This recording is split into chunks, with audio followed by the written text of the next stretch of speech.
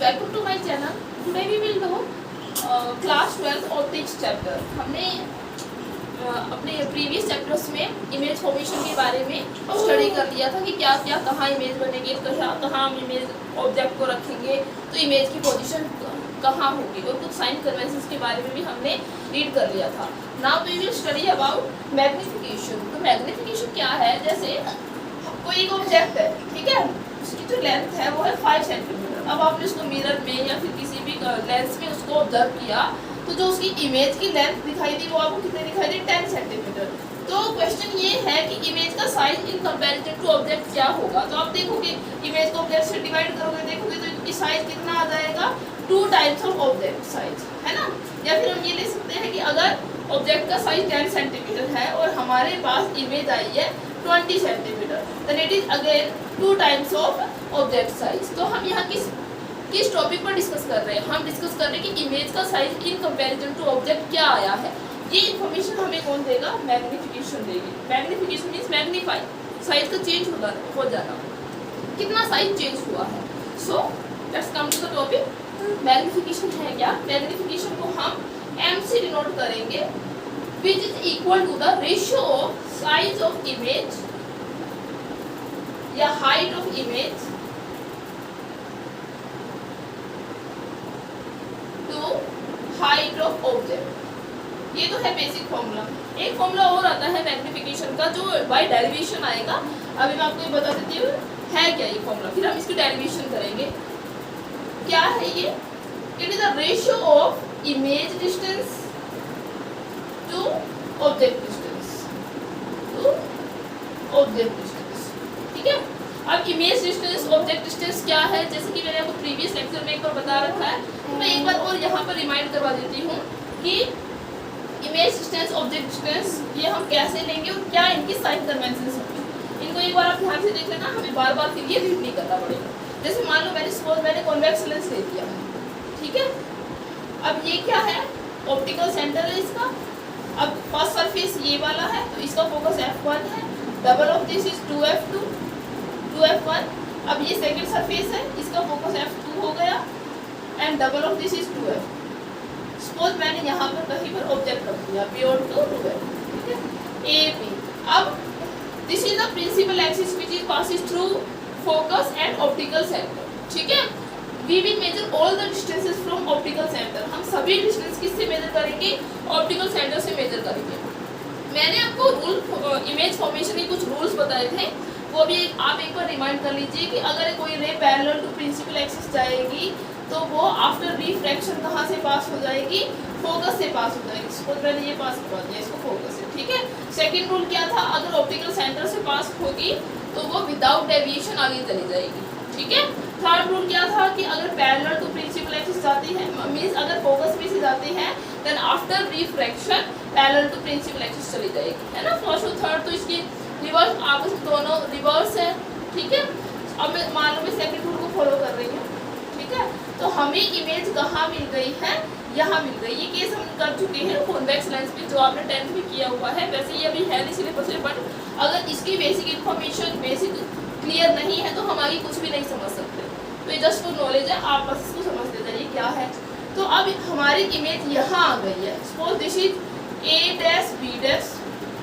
जब ऑब्जेक्ट को हमने बियॉन्ड 2f2 रखा है तो हमारी इमेज किसके बीच में बनी है, f1 और 2f1 के बीच में, दोनों फोकस के बीच में बनी है. Now we will measure all the distances by using optical centre. Optical centre को बेस मानकर ही हम सभी डिस्टेंस को मेजर करेंगे, ठीक है. ये ऑब्जेक्ट है, तो ऑब्जेक्ट का distance, object distance from optical centre is denoted by u. u is object distance. इसी तरह इमेज डिस्टेंस क्या होगा, ऑप्टिकल सेंटर से इमेज का जो डिस्टेंस होगा वो v होगा, ठीक है. और फोकस से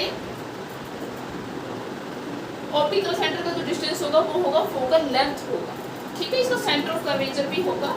तो सेंटर ऑफ कर्वेचर क्या होगा, फर्स्ट ये C2 हो जाएगा, ये C1 हो जाएगा. तो सेंटर ऑफ कर्वेचर से जो ऑप्टिकल सेंटर का डिस्टेंस होगा वो क्या हो जाएगा, R हो जाएगा, ठीक है. तो साइन कन्वेंशन में आपको क्या ध्यान रखना है कि अगर हम ऑप्टिकल सेंटर से लेफ्ट में अगर डिस्टेंस मेजर कर रहे हैं, मतलब प्रिंसिपल एक्सिस के अपोजिट में अगर कोई भी डिस्टेंस मेजर करेंगे तो वो माइनस में लेंगे, हम नेगेटिव में लेंगे। मान लो ऑब्जेक्ट हमने यहाँ रखा है तो u कैसा हो जाएगा, माइनस u हो जाएगा। अगर हम ऑप्टिकल मतलब फोकल लेंथ कैसी हो जाएगी, ये भी लेफ्ट में है, मतलब रिवर्स डायरेक्शन में ये भी माइनस f हो जाएगी। अब हमारी इमेज कहाँ बन रही है, इमेज देखो right toward the right of the optical centre. तो इमेज क्या होगी, हमारा इमेज डिस्टेंस क्या होगा, v।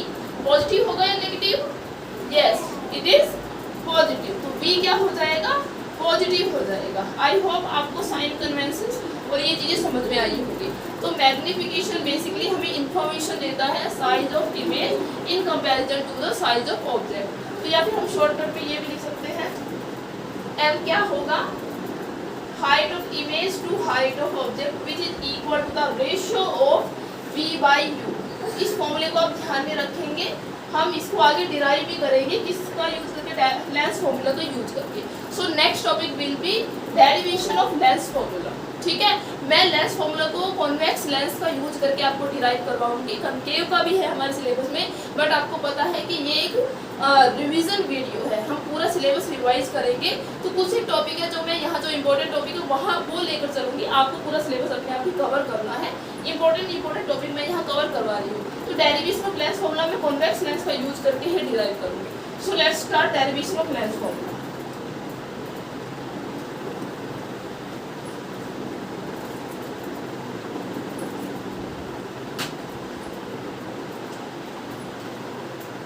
Derivation of lens formula using convex lens। convex lens में अब आपको पता convex lens में कैसी इमेज बनती है, always रियल एंड इन्वर्टेड। क्या वर्चुअल इमेज बनेगी, यस बनेगी, एक केस में वर्चुअल इमेज बनती है। बट मैं कौन सा केस लूंगी जिसमें हमें सिंपल रहेगा लेंस फॉर्मूला को डिराइव करना। एक को मैं बता देती हूँ लेंस फॉर्मूला है क्या, 1/f is equal to 1/b minus 1/v। हमें ये डिराइव करना है, आप 10th में भी इसको एक बार पढ़ चुके हैं। ठीक है, तो यूजिंग कॉन्वेक्स लेंस में कौन सा केस ले रही हूँ जिसमें रियल एंड इन्वर्टेड इमेज बनेगी। कौन सी इमेज बनेगी, रियल एंड इन्वर्टेड इमेज बनेगी। जो मैंने अभी अभी आपको बताया था वो वाला केस ले लेते हैं। ठीक है, जिसमें ऑब्जेक्ट कहाँ पर रखा था, बियॉन्ड टू 2f। ठीक है, चलो now let us consider a convex lens. हमने कॉन्वेक्स लेंस को कंसीडर कर लिया है। कॉन्वेक्स लेंस को हम क्या बोल सकते हैं, बाई कॉन्वेक्स लेंस या कॉन्वेक्स ओ कॉन्वेक्स लेंस भी बोलते हैं। ठीक है, because it is a combination of two lenses, दो लेंसेज है ना, दो लेंसेज है, उनका कॉम्बिनेशन है ये। This is principal axis, optical centre, optical centre, this is optical centre. ठीक है, for first surface this is f1 and this is 2f1, this is f2 and this is 2f2। ठीक है, suppose object is placed beyond to 2f2, 2f2 के पीछे मैंने object को रख दिया है। फर्स्ट रूल इमेज फॉर्मेशन का क्या होगा, this is principal axis parallel to principal axis, कहाँ से पास होगा, फोकस में से पास होगा।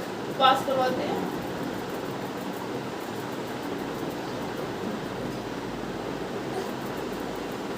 first rule parallel to principal axis passes through focus। ठीक है, second rule passes through optical center, तो without deviation आगे चली जाएगी, वो hammered out हो जाएगी as it is। ठीक है, रे के ऊपर एरो का साइन लगाना जरूरी है, नहीं तो वो एक रे नहीं बनेगी। नाउ इमेज कहाँ बनी है, ये इमेज बन गई है। देखो ये ऑब्जेक्ट है, ये इमेज है, कैसी बनी है, साइज में छोटी है, इससे स्मॉल है, कैसी है, रियल है या इन्वर्टेड है, रियल एंड इन्वर्टेड उल्टी बनी है और रियल बनी है क्योंकि एक्चुअल मीटिंग हुई है। ठीक है, सपोज मैंने इसको नेम दे दिया a dash and b dash name दे दिया। ठीक है, नाउ मान लो मैंने इसको मीट करवा दिया, इस पॉइंट को मैंने नाम दे दिया है m। ठीक है, नाउ अब हम एक दो ट्रायंगल को कंसीडर करेंगे, triangle ABO and triangle A'BO।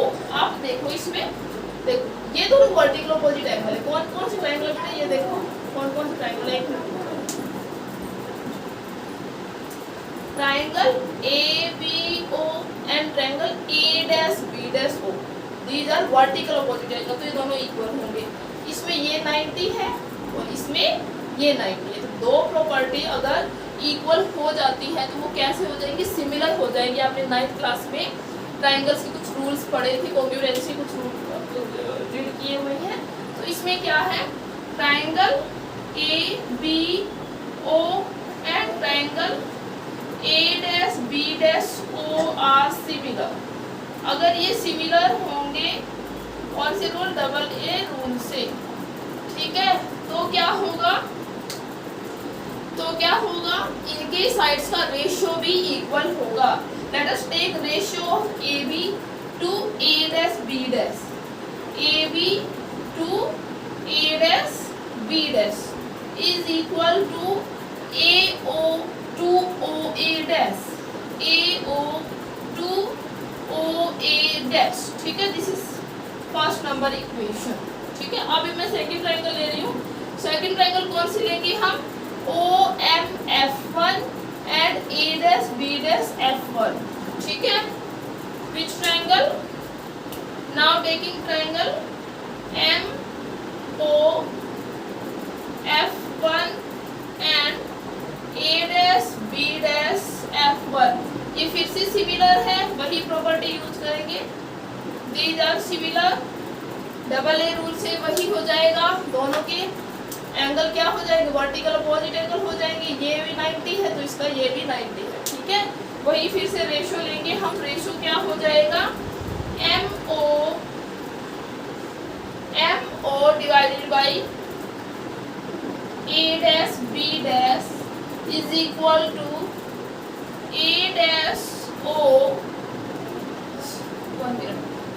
MO divided by OF1 and A'B' divided by A'F1, okay। now MO को देखो, क्या MO AB के इक्वल है, यस, MO AB के इक्वल है, तो हम AB की MO की जगह हम AB रख सकते हैं, यस, मैंने AB रख दिया है, ठीक है।